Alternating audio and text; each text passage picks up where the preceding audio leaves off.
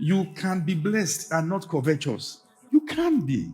God wants his children to be blessed.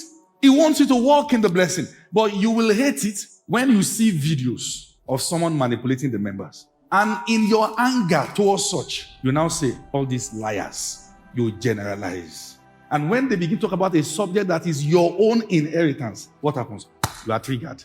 It's a foul game that the devil is playing on the church, so that as you relinquish what is yours, he can have much more to bring his own people into and use them as bargaining tool. And the cycle never ends. When our own people now want to get to scale in their business, and many of you must have experienced that before, that you need a mentor, you want to get to something. If care is not taken, you get the mentor who has the money, has the knowledge, but doesn't know your God. And they tell you, come and see me in the club. Have you seen that before? More reason why the devil needs you to relinquish what is yours, so that as you go to those clubs, you see a lifestyle. And if you are not there to the flesh, you are introduced to the lifestyle of drugs and women. And you just begin to conclude. It looks as though nobody can really get through all these things without doing all these things. He wants to have more than enough to negotiate with. Meanwhile, if believers can hold those things, and the young people want to learn, you can tell them to come over. And they see God in your life. That a man can be this blessed and yet a man of integrity. A man can be this blessed and yet husband of one wife. A man can be this blessed and yet a man of honor. And in doing that, you introduce them to your God. We deny all these things. Then there are many questions unanswered.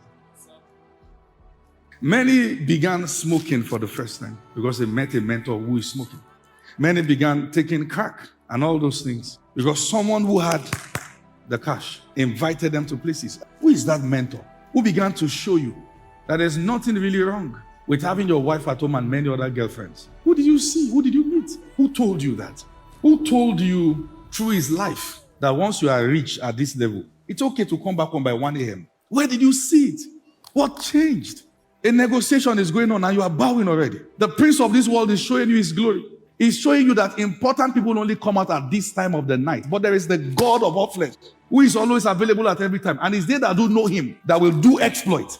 And there are few remnants. And that's why when we get to this realm, it is painful. Because there are very few believers that you can point to who are not compromising and yet blessed. So it looks like, well, this is what everybody is doing. So if we're going to get to all this point, we too have to find a way. If you can't beat them, you join them. Says who? Daniel stood in Babylon. You will stand. Many of you in the marketplace, you've got to understand that you have a very serious battle to fight. Because a generation will come searching for your kind who survive what you are trying to survive. When they see that you survive it, they will be able to grant themselves to you. The fact that you are finding few mentors you can trust and, hang around shows you that you have to become what you didn't get. Yes, sir. You have to. That you can be young, blessed, and have a prayer life. You have to. You have to fight. So that the next generation is not convinced that when it comes to this material blessing, you have to compromise and break principles. You have to be living in sin. No! I understand the loneliness. I understand the fact that sometimes you need people who are in that field, who understand the dynamics. I get it. But sometimes you are what you are looking for. Thank you, my daddy in the Lord, Apostle Femi Lazarus. Thank you for that excellent talk. And I hope many people listen to what you say and take it to heart. I have always said that as an adult, you must hold yourself accountable, not just for the things you did and said, but for those you did not. You must hold yourself accountable for every single thing that happens in your life.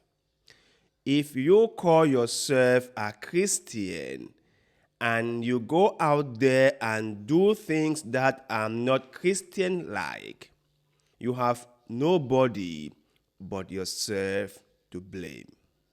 And also, if people came out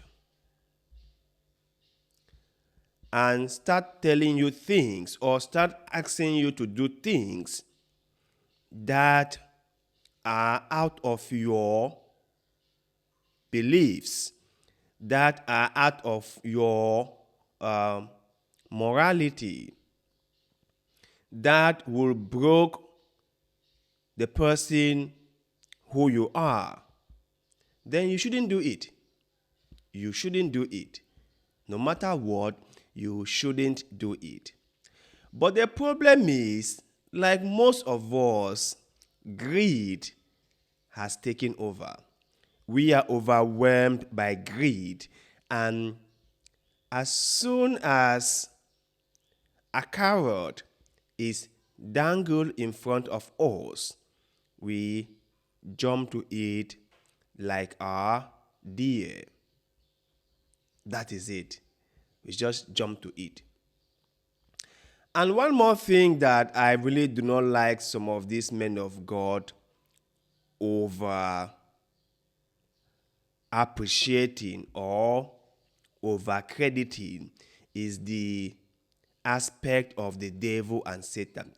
It's very convenient to see them blaming an imaginary entity for all the wrongdoings in their lives. They will consciously take an action, and most of the times knowing fully well what that action might lead to, they would take it anyway and then turn around and said it was the devil's handwork, or I was overtaken by Satan to do this or do that. Satan is overrated. That is my point. Satan is overrated. We are greedy people who are self-centered, who would not take our time to do things the right way, but rather look for shortcut. And so whenever anyone, maybe a so-called mentor, offer us a path that is not the right way, but maybe we shall benefit from it, we will quickly jump to it. And that has been the problem. We must hold ourselves accountable. And this is a thing I admire about the so-called worldly people, as Christians put it. Unbelievers understand the need to take responsibility for one's own action. You see them, if they failed in anything, they hold themselves accountable. They hold themselves responsible. But Christians, no. They will just shift the blame to other imaginary entities. My neighbors were the ones responsible for my downfall.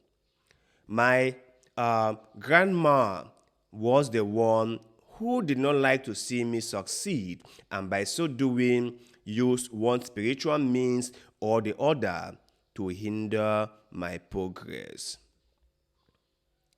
It's always everyone's fault and never theirs.